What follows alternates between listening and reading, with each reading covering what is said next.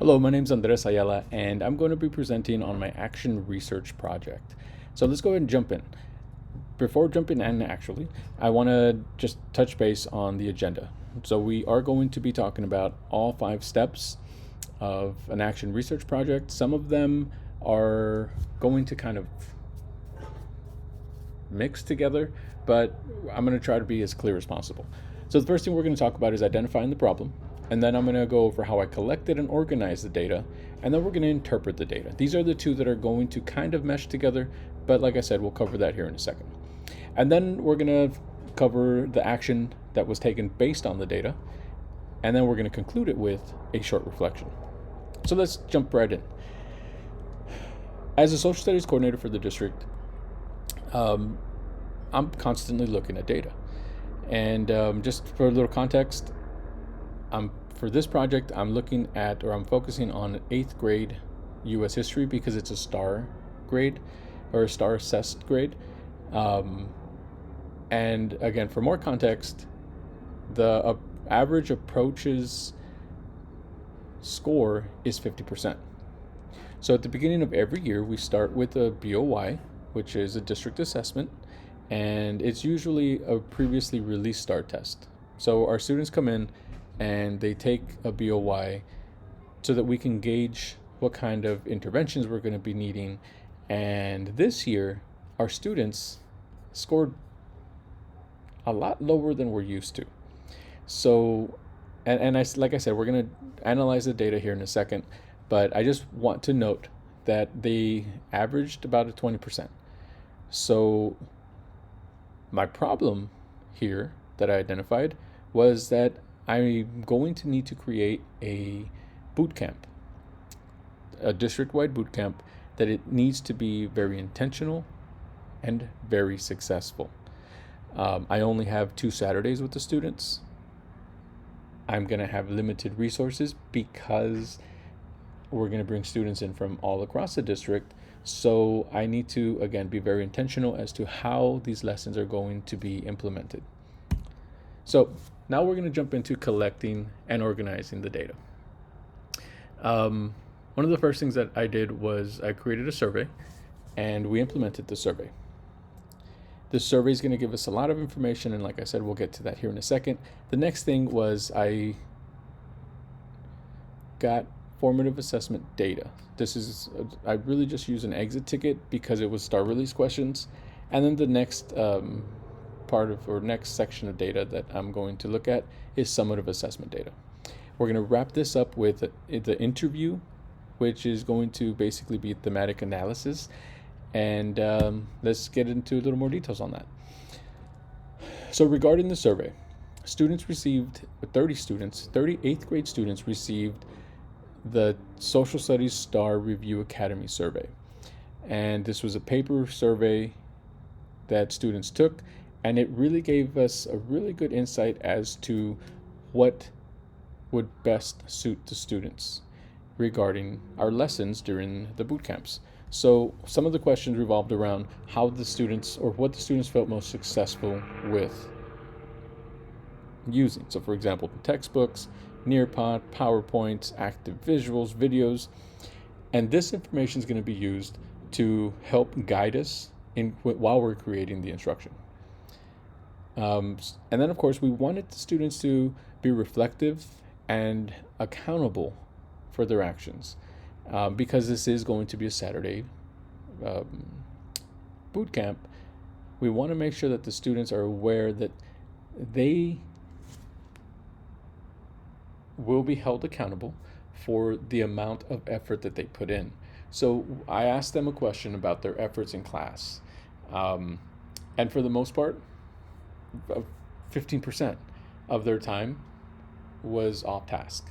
So what this tells me is if we're going to have a 6-hour boot camp, I need to make sure I embed brain breaks throughout, because the students are basically telling me here, for the majority of the time, we're actively listening and we're writing notes, but we do need that little time to be off task, especially if it's a 6-hour camp.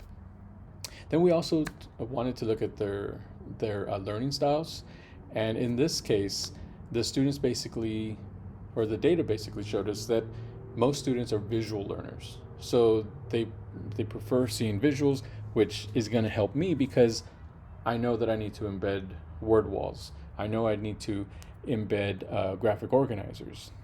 And then probably the question that revealed the most information for me was where I asked the students to rank scenarios where they felt they were most successful in.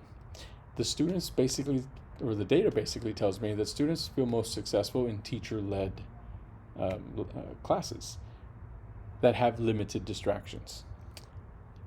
And initially, I was planning to do this review boot camp in a large arena gym type venue. But this information told me right away that that was not going to work. So that in itself was gold. Then I'm also collecting information or assessment information. One of them was from an exit ticket that the students took at the end of August. The scores on this exit ticket were very alarming. They were all star release questions, and at this point we realized that students were struggling with the analysis component. So we were going to try to address that as well. And then another form of data that I organized or collected was a summative assessment. Our students just last week completed their district summative assessment, and we'll be going over that information here in a second. And then finally, the collection and organization of data was the interview. This was probably my favorite part of the project because it really gave me a different insight of how my students felt, what their expectations were, and how I can help them. So when it comes to the interview, I used a thematic analysis approach in which I interviewed 5 students, and we went through all of the 6 steps in creating a thematic analysis, and we'll be going through those here shortly as well. So let's jump into interpretation of the assessment data.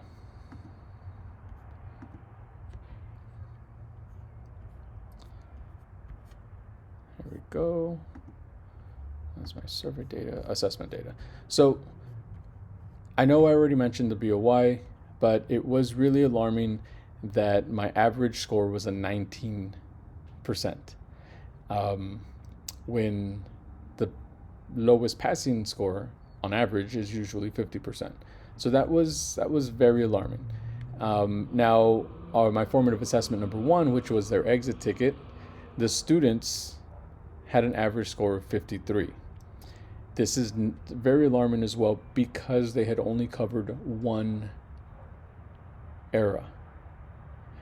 The score should have been a lot higher. So what we did here is that I sat down with the teachers and we did a breakdown of how many questions had or how many questions were dual coded, and students were struggling with the process standards. They knew the content, but the process standards were where they were struggling. Basically, their primary sources and analyzing documents.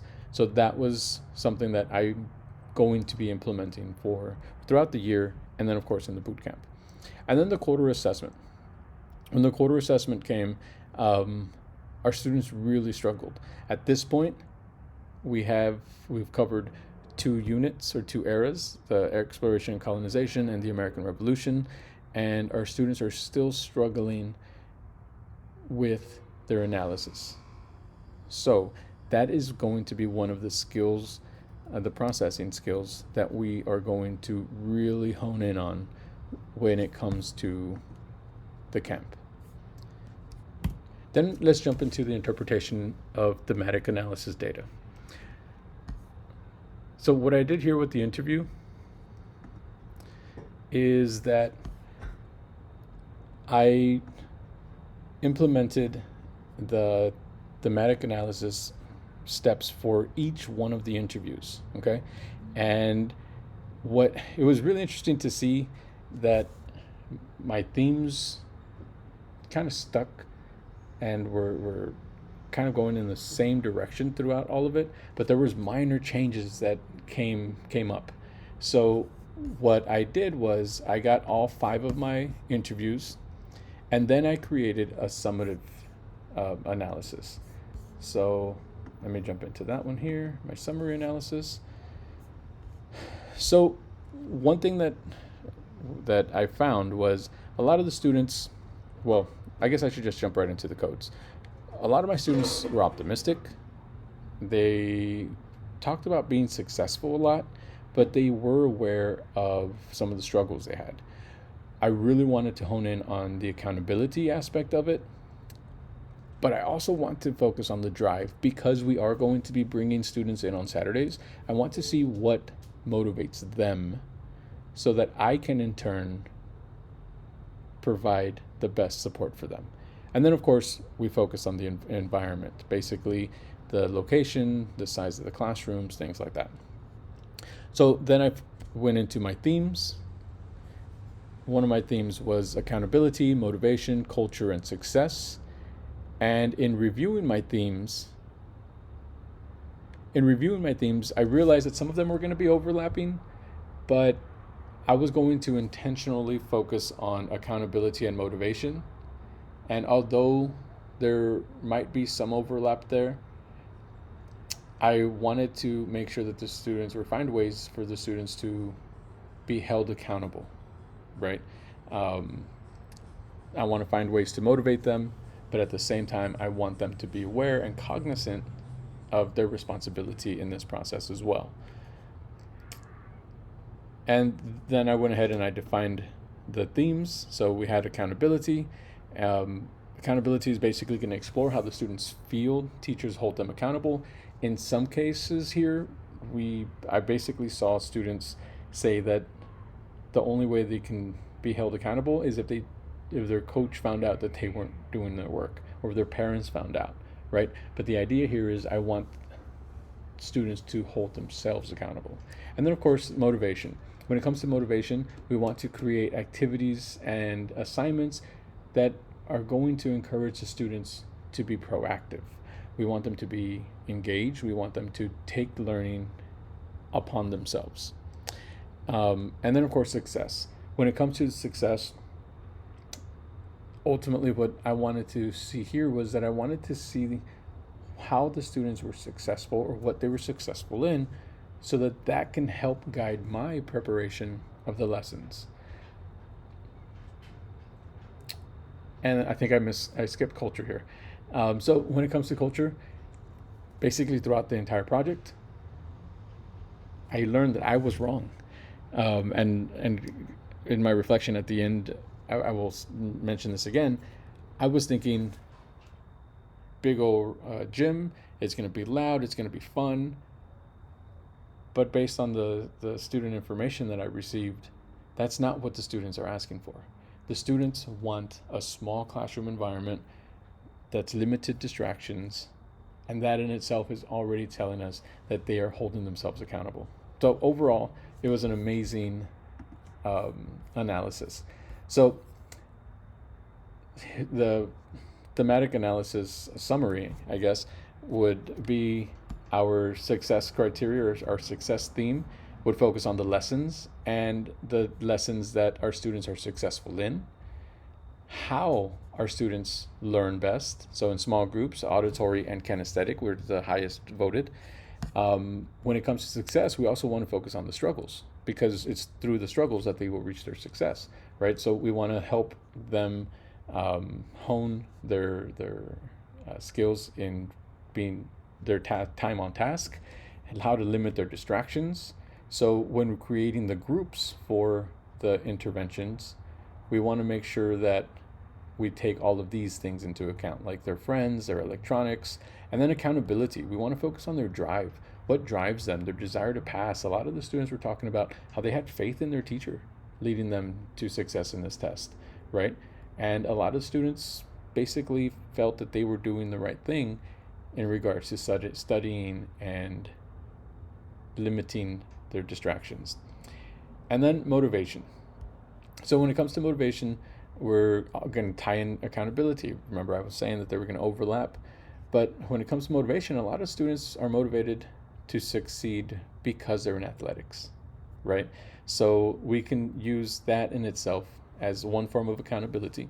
Might not be the best, but we can hold that as one form of accountability. And then, of course, the actual discipline, where it's calling parents, principals, whatever the case may be. But ultimately, our main goal is to get the students to be cognizant of their own learning. And another amazing aspect that I think came out of the thematic analysis was just seeing the students' optimism. I loved watching or seeing actually how they had faith in their teacher's ability to lead them to success. Students showed grit because they understood that they struggled, but they were reflective enough to know that they needed a review, and ultimately their willingness to review. And then the culture.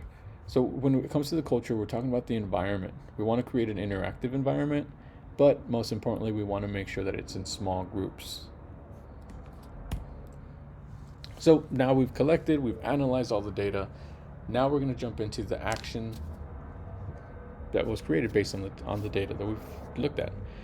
So one thing that I'm currently working on right now is I'm getting quotes for our next district professional development, which is going to focus on station rotation. So I'm actually reaching out to S3 Solutions. I am going to be more content specific when we analyze our data, because our students are struggling with the first two topics, right? So when we're analyzing data, I need to make sure that we're very intentional, so that when we review it in the boot camp, we're reviewing the information the students are really struggling with. And then that kind of goes hand in hand with the data analysis by era. So when we're analyzing the data, I want to see which eras our students are struggling the most in, so that when I create the bootcamp sessions, I'm going to create stations based on eras. There's 10 different eras. We might not have time to cover all 10 eras. So I'm going to be looking for the eras that need the most help. Throughout the entire process, I will be asking for student input. As we all know, things change at the drop of a hat. So if something changes throughout the school year and students say, hey, I've been really successful with this strategy, for example, we've implemented SQ3R, I need to know so that I can make those adjustments for this year and for the following years. I really want to get parents involved based on the interview questions. I think it'd be really important to get the parents involved and even the coaches to be present during the boot camp, and then the logistical planning. I had to be really reflective on the logistical planning because I learned that I should be doing small group sessions. It's all about how students can be most successful, and I got the solutions just by analyzing the data. So now let's wrap this up. So in conclusion, when analyzing the data, I feel like I know that this was a very rushed module, or very rushed course I should say. I know that this action research project usually does multiple cycles, and I just wish we had that opportunity, because I would like to continuously analyze the data to track, and ultimately that's what we're going to be doing. But for the sake of this project, we weren't able to do that. I do want to create interventions along the way, so that if our students are struggling with exploration and colonization, we'll create an intervention so that we can get them to master that. Ultimately, the less gaps we have to close at the end of the year, the better. Now, some of the lessons I learned throughout my reflection is that I should include the 7th grade English STAR test data, because I think that will give me a head start as to what which group of students is going to be struggling the most and what they're going to be struggling with. And then future implications. Um, I need to begin planning sooner. And it all goes back to that seventh grade RLA data. Social studies and English, we really go hand in hand. If my students struggle reading at grade level, they're going to have a real difficult time reading first or primary sources from the 17th century. And then I want to provide teachers with the thematic analysis information to help also guide their instruction. I think that it's such an eye opener. And then, of course, personal reflection and personal growth. I myself want to enroll in a professional development that directly ties data to instruction. I've